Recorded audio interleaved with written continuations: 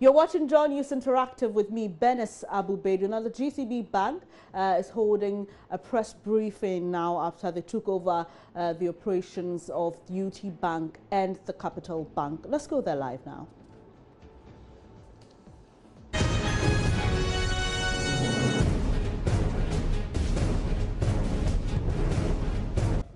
What happens and what we can or cannot do, and we'll take it from there. But, you know, I believe did you come to the Bank of Ghana press conference yesterday? Well, I mean, I believe that all these things were discussed. So you will understand my being unable to veer into the space of the Bank of Ghana. Thank you.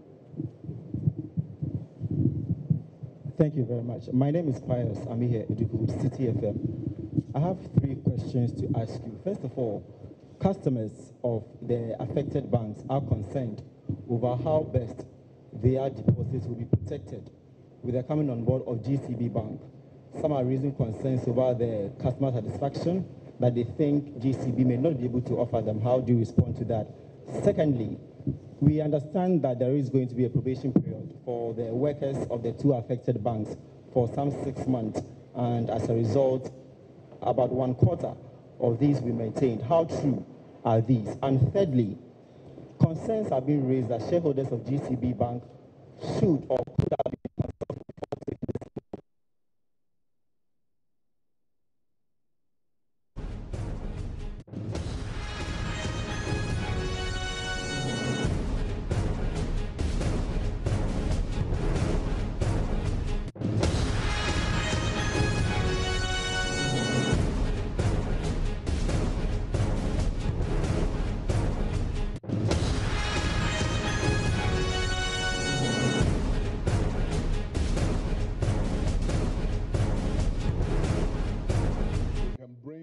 whatever good they have to deal with their customers.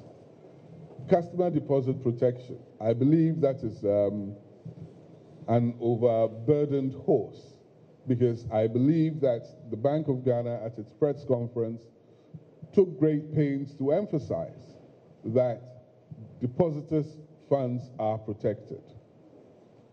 We will take this opportunity to assure all depositors of the 2 erstwhile banks, your deposits are protected. You can go to the branches that you have used from time immemorial, and you will be served. Thank you.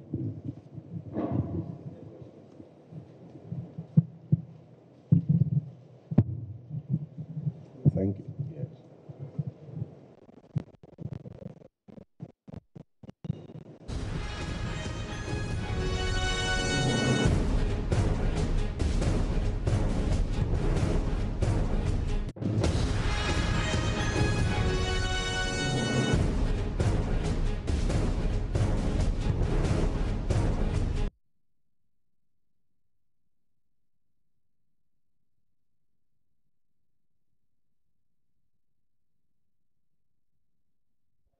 Do we place the management staff? Do you see them as perhaps when a shark is swallowing some fishes, it considers those that have sharp gills that will not choke it? So will you consider some of the management members or taking them on board, or you may be circumspect in doing that? Secondly, also, in the case of UT Bank, we know they have international shareholders, including the IFC and a German institution. What was the discussion concerning these shareholders? Thank you. Okay, I'll take your last question first. The IFC and German institutions, as I stated, Bank of Ghana appointed a receiver. The receiver will deal with all issues affecting the erstwhile banks. We cannot step into that arena, and we cannot comment on it. They have to speak to the receiver. The issue about jobs, which will inevitably go. We shall conduct a skills assessment As part of the integration process, we need to know that we can bring everyone on board or we can't bring everyone on board. This is an expanded institution, and as we go through the integration, we shall know what jobs to close down and what jobs to retain. Thank you.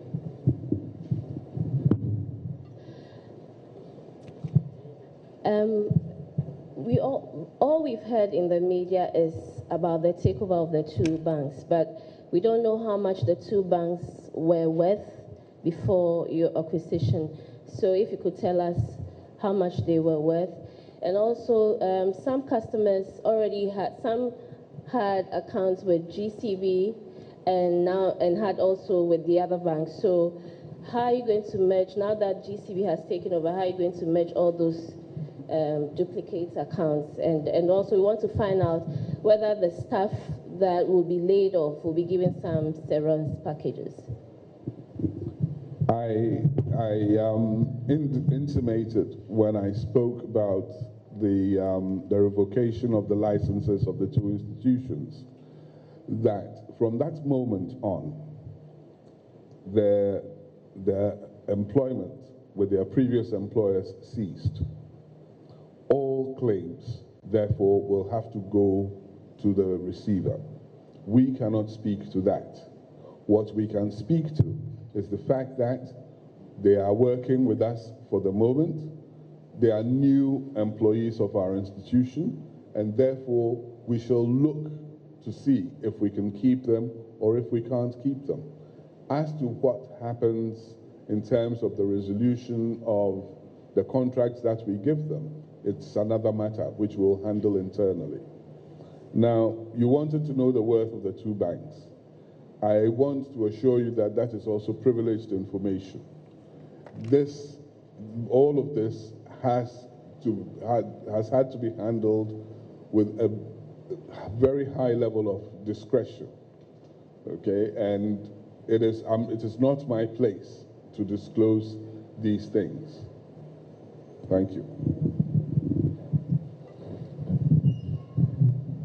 My name is Maxwell Adumbile. I write for Graphic. From what is emerging, we understand that it is not as if something you planned for, that it was part of your strategy as a bank to take over these two ex-World banks. So it's okay to say it's an overnight decision. Then that brings me to my question. Was it part of GCB Bank's plans to take over other banks? As a bank, was it part of your strategy to take over other banks as part of growing? And then two, if it was part, when were you looking at doing that? What were some of the things you were going to consider in choosing between the other banks that would have come forward or that would have shown signs of being taken over? And then three, we heard that it is not all the assets of these two banks that you are taking over. Can you give us a picture of what will qualify as good asset in this case, and then a bad asset that will be given to the receiver to be treated so as may be decided? Maxwell, you have asked the same question 3 times, and you suggest to me that we took an overnight decision. We are a business. We are in the business of taking opportunity when it serves, okay? This came to us and we saw it as an opportunity to do certain things, to move the bank in a particular direction, okay? You can make plans. I don't have to stay within course. And you also stated that we are not taking over all the assets and liabilities. So you do know what the central bank said to you, that we are taking over all deposits and some good selected assets of these two institutions, okay? Now, as to what qualifies as a selected asset and what doesn't, I think as we do our due diligence, it will emerge, what we consider to be an asset that we can keep. We have the flexibility to return those assets that we don't deem select for our purposes, and if the receiver is holding assets which we deem as fit for our purposes, we will go and negotiate with the receiver to get those assets. This was not an overnight decision. This was a decision taken very carefully and strategically. We know where we want to take this bank, and we believe that with this expansion, we will be able to move the bank in that direction. Thank you. Thank you, sir. My name is Bwedi. I write for Daily Guide. I want to find out how much this integrating exercise is costing you. And also, over the next 6 months, how much you are going to waste or invest to actually bring these banks to that level you expect them to be. Also, you said you were the most profitable bank last year. This year, given this acquisition or the integration, are you hopeful you are going to make profits to the tune you expect? Thank you. Mr. Bwedi, the expenses will definitely come, but we are a business. We believe we can deal with these expenses. I cannot tell you how much it is going to cost me. It is going to cost some money, but we are prepared to pay that money. We will also benefit from this integration. As to the profit levels, we are hopeful at this point that this expansion will give us profits. Thank you.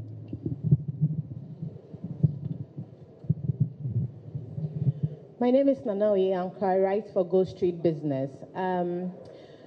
You said you're going to run skills assessment to know the number of staff of the two banks that you are going to, but I believe that as a business, by now you have a percentage in mind as to what percentage of staff of UT Bank you are going to absorb and Capital Bank that you're going to absorb. Secondly, you didn't answer the question my colleague asked earlier. What are you going to do about the duplicate of accounts? Yes. Nanoye, thank you. The duplication of accounts, in fact, since I've been part of the Situation Command Center, people have called me. Now, I hasten to say that the two institutions have a system which is different from ours.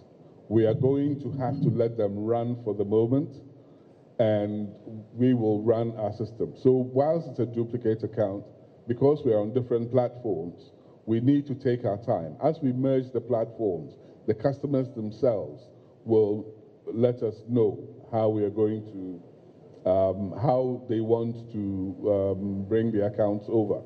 So we are looking at that. These are all challenges that we have to go through with this integration. Your other question was to do with?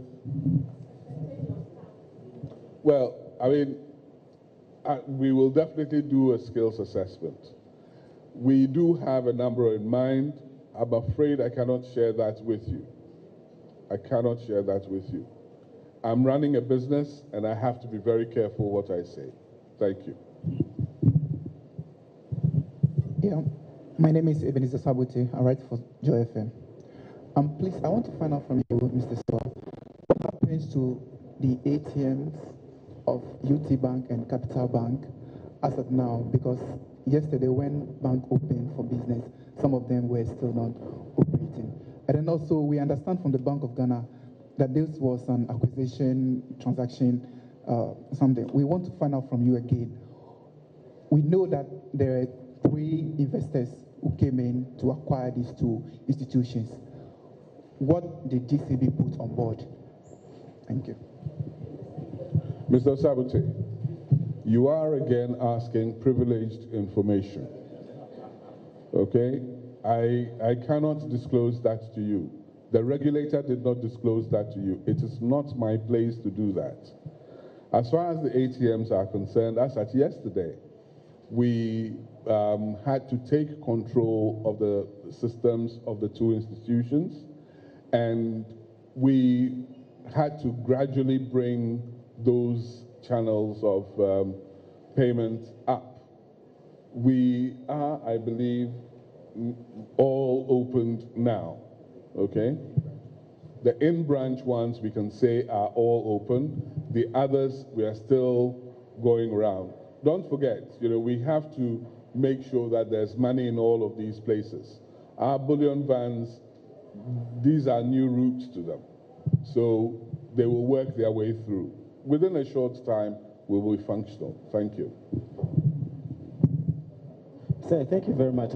Pius, once again. I have a question having to do with the performance of GCB's stock and how this transaction is going to also reflect in the performance on the Ghana Stock Exchange.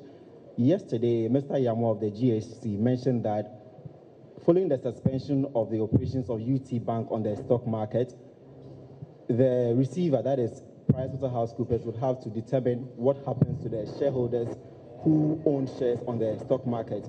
I would like to know if you have any information that you can share with that. And secondly, how this takeover is going to affect your performance on the Ghana Stock Exchange, because Friday and yesterday, there wasn't any much impact. Even yesterday, there wasn't any much impact on your stocks. I want to find out, going forward, how is it going to impact? And finally, what will be the focus of GCB, considering the fact that UT and Capital Bank equally had unique strategies as a bank? Would you have a common area of consolidation? Whatever, if you can give us.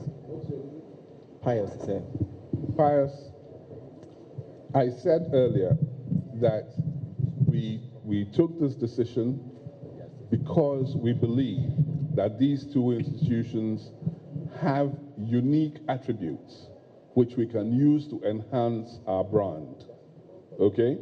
So, for example, if you take one of them, they are very much in the SME space, and that, in my speech, I identified as long heralded as the backbone of the economy. Okay, so it is something that we would like to enhance our offering. We already have an SME offering, but we would want to enhance our offering. Then you asked the question about shareholders. We are not acquiring any shares in UT.